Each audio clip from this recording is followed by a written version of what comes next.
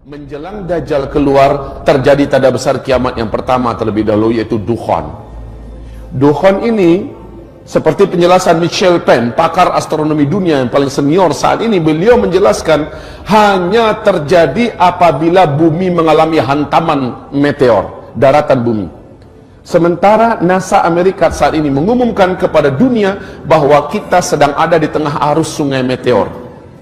Walaupun kita sudah di penghujung tahunnya, tetapi meteor mempunyai karakter seperti bola biliar. Dia kalau beradu, maka dia yang lain akan memantau ke jalur yang lain.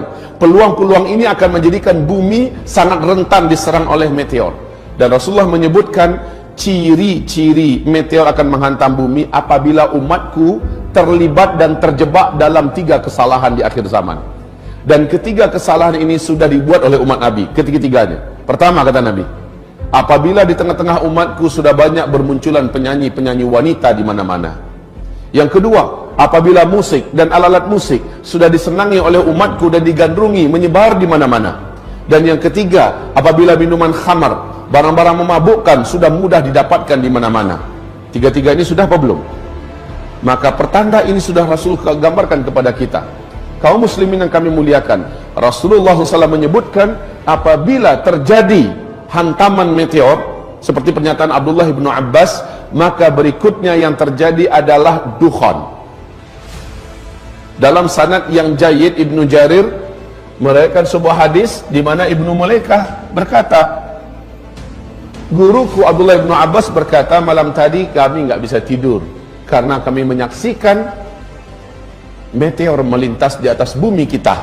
Saya khawatir jangan-jangan besoklah terjadinya Dukhan.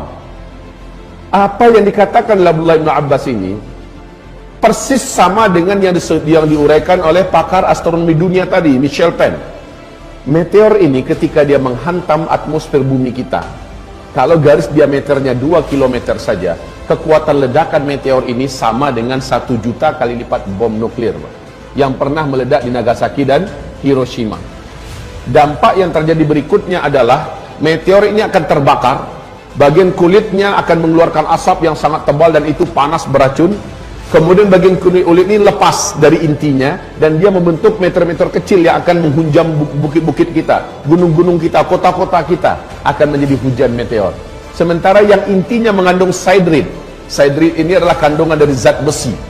Pergesekan yang sangat ekstrim menembus lapisan atmosfer kita menyebabkan timbulnya medan magnet yang teramat sangat kuat. Dampaknya yang langsung terasa oleh manusia di bumi adalah semua besi dan logam yang ada di muka bumi akan langsung terinduksi. Maka mobil kita yang mesinnya dari besi tidak bisa lagi di starter, Pak, nggak bisa lagi jalan.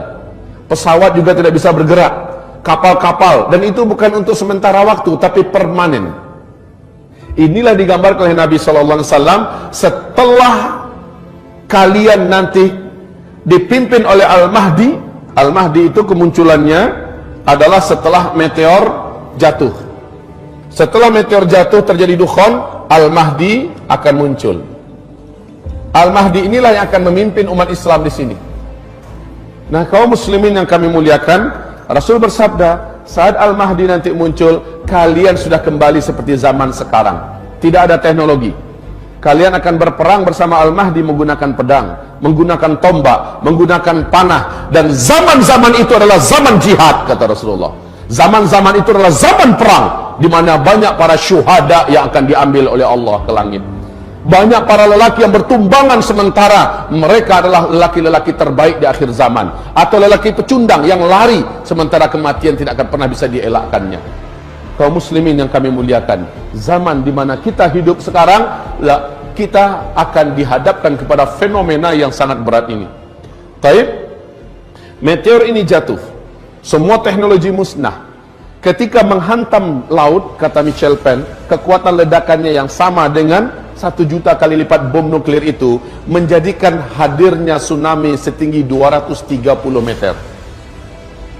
Bila jatuhnya ke kutub utara atau kutub selatan, kutub itu akan meleleh. Maka permukaan air laut akan naik 7 meter lagi. Banyak sekali kota-kota besar di muka bumi yang dibangun di tepi pantai akan tenggelam, termasuk Jakarta, Chicago, New Zealand, dan kota-kota besar lainnya. Kemudian apabila jatuhnya di daratan, maka ini yang paling pas dengan terjadinya dukhon. Ini yang paling pas dengan terjadinya dukhon. Sebab apa? Ketika jatuhnya ke daratan, kekuatan ledakannya yang teramat dahsyat. Radius dari titik jatuhnya ke 100-200 km, seluruh makhluk hidup akan langsung menguap menjadi karbon. Kemudian bumi akan mengalami kecekungan yang sangat dalam. Kemudian partikel-partikelnya membumbung ke langit dalam bentuk kabut debu yang teramat sangat tebal lagi panas, dan ini yang disebut dengan dukhan. Tebal, panas, gelombang kejut dari ledakan tadi menghasilkan kekuatan laju secepat 800 km per jam. Bayangkan kecepatannya. Maka partikel-partikel yang tebal tadi membumbung ke udara, menutupi langit dengan segera membungkus bumi. Bumi akan gelap gulita 40 hari 40 malam, kata Rasul. Bumi akan gelap gulita 40 hari 40 malam.